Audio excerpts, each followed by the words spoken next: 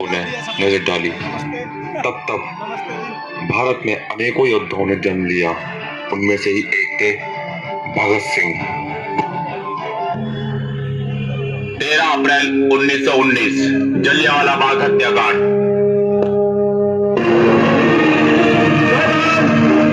आज आजादी का दिन है। हम यहाँ किसी किस्म का प्रचार करने के लिए इकट्ठा नहीं हुए हैं। आज से हमारी ये मीटिंग कानून को चैलेंज करने के लिए नहीं, बल्कि सरकार से ये अपील करने के लिए है कि वो अपने गलतियों के फैसले पर फिर से गौर करे और हमारे लीडर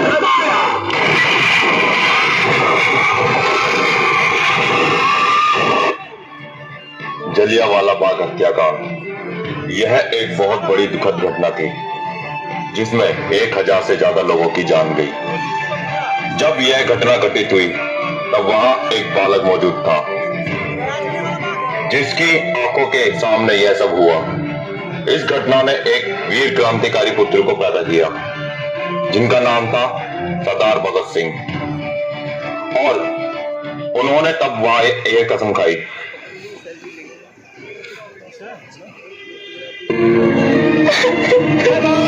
मैं ये कसम खाता कि मैं इन गोरे अंग्रेजों से अपने देश को आजाद करवा के रहूंगा। और मना किया था ना मैंने, नेशनल कॉलेज का कोई बंदा उन अंग्रेज लंगरों के सामने नाचेगा गाएगा नहीं। सुखदेव भाई, आप यहाँ सबको मना करते जा रहे हैं और इसी कॉलेज का लड़का कुछ लड़कों को लेकर वहाँ शो करने गया है। कौन गया है? पता नहीं। मैं देखता हूँ शो कैसे करेगा।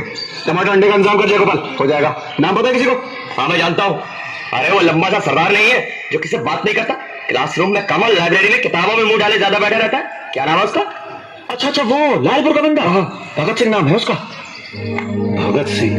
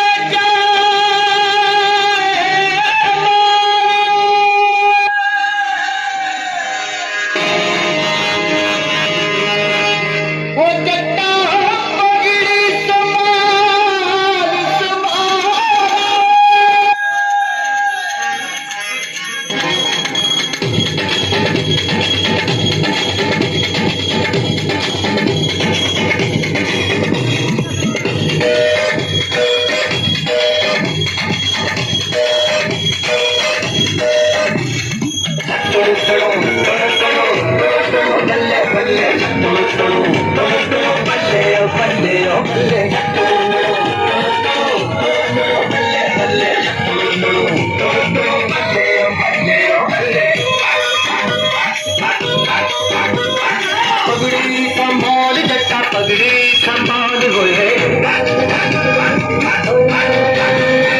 पगड़ी संभाल जट्टा, पगड़ी संभाल होए। ना जाए ना जाए मार जट्टा, पगड़ी संभाल होए। तोड़ गुलामी की जंजीरें बदल के तू अपनी तकदीरें पड़ जा ऐसा इनके पल्ले कर दे, इनके पल्ले। तोड़ गुलामी की जंजीरें बदल के तू अपनी तकदीरें पड़ जा ऐसा इनके पल्ले कर दे, इनके पल्ले। पल्ले पल्ले पल्ले। वहां भगत सिंह की मुलाकात राजगुरु और सुखदेव से हुई। उसके बाद यह तीनों बिस्मिल साहब के पास गए ताकि ये चंद्रशेखर आजाद की पार्टी को ज्वाइन कर ले और उनके साथ मिलकर इन गोरे अंग्रेजों से भारत को मुक्त कराए। आओ भगत सिंह आओ। क्यों होना चाहते हो हमारी पार्टी में? जिस वजह से आपने पार्टी बनाई, अपनी वजह बताओ। वजह सबकी एक है, मुल्क की आजादी। ये संघर्ष खून मांगता है, खून। खून बहाना कोई बड़ी बात नहीं है बिस्मिल साहब, चाहे वो अपना हो या सामने वाले का। बड़ी बात तो यह है कि जिस्म से टपका हुआ एक बूंद खून आने वाली नस्ल के सारे खून में उबाला ला सकता है या नहीं। भगत सिंह के लाख मनाने पर भी बिस्मिल साहब नहीं माने। वहीं कुछ दूर खड़े चंद्रशेखर आजाद यह सब मौन होकर देख रहे थे। उन्होंने सिर्फ इतना कहा, जाओ तुम अभी बच्चे हो, तुम्हारे सामने जीने के लिए पूरी जिंदगी पड़ी है, जाके जियो उसे। जो भगत सिंह ने किया उसे देखकर वह उन्हें पार्टी में शामिल करने से नहीं रोक पाया।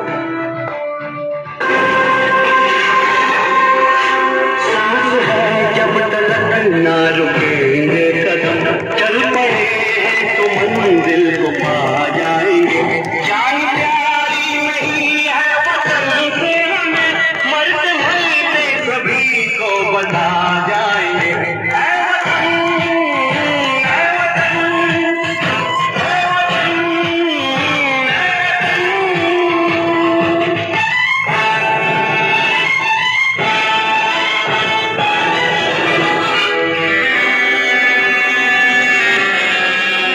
वो जवानी जो खून को जलाती नहीं, वो वतन के लिए रंग लाती नहीं।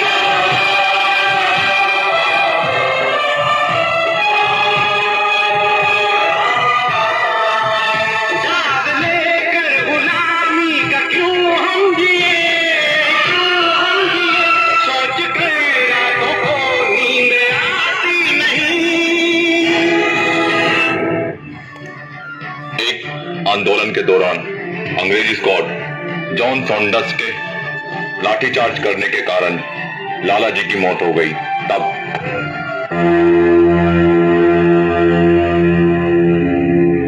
सारे देश के मुंह पर चाटा है लाला जी की हत्या। 2 22 साल के पुलिस वाले सरेआम पीट पीट कर जान ले लेते हैं उनकी, और कोई कुछ नहीं कर रहा। इसका जवाब हम देंगे। स्कॉट की हत्या करनी होगी।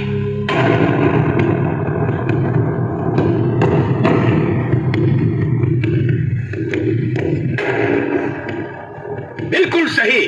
सिर्फ यही तरीका है इस सरकार को सबक सिखाने का। इनके दिलों में खौफ पैदा करना जरूरी है।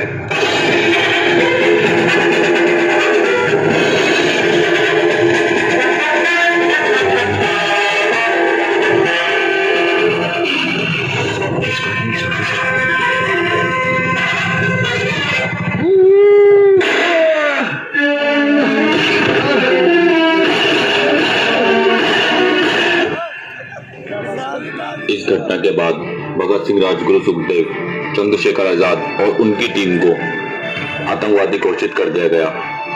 लेकिन वो तो देश के लिए मिटने वाले मतवाले थे।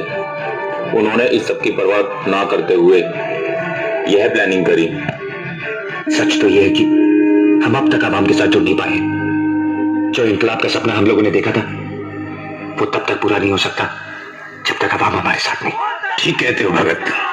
एक हम हैं जो देश के लिए मरते हैं, मारते हैं और किसी को कुछ पता नहीं चलता, और एक ये है जो छींकते भी है तो पूरे देश को सुनाई देता है। अब हम भी कुछ ऐसा करेंगे कि पूरे देश को सुनाई दे। हम बम फोड़ेंगे। उसके बाद उन्होंने असेंबली में बम फोड़ा, लेकिन उनका मकसद किसी को चोट पहुंचाना नहीं था।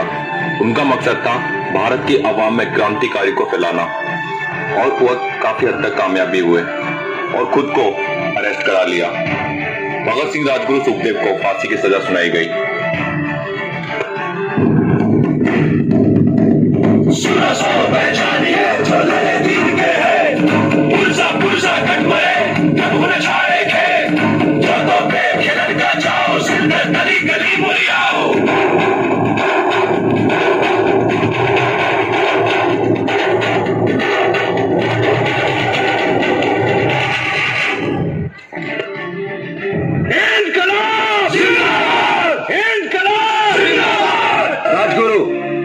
दफा 121 और दफा 302 के तहत फांसी। सुखदेव, दफा 121 और दफा 302 के तहत फांसी। खुश कर दिया है। भगत सिंह, दफा 121 और दफा 302 के तहत फांसी। All 3 to be hanged by the neck till they are।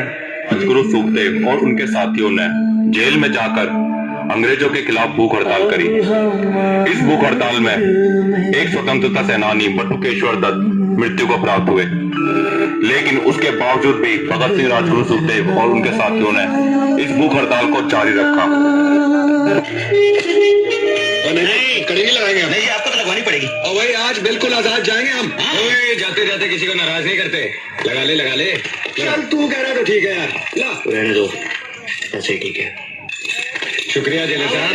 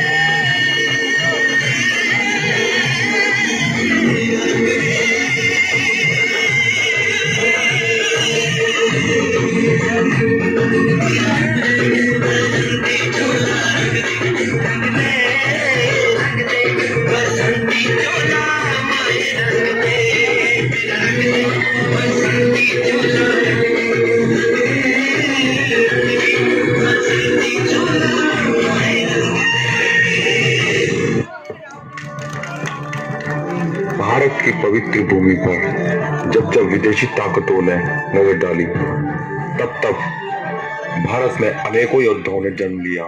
उनमें से ही एक थे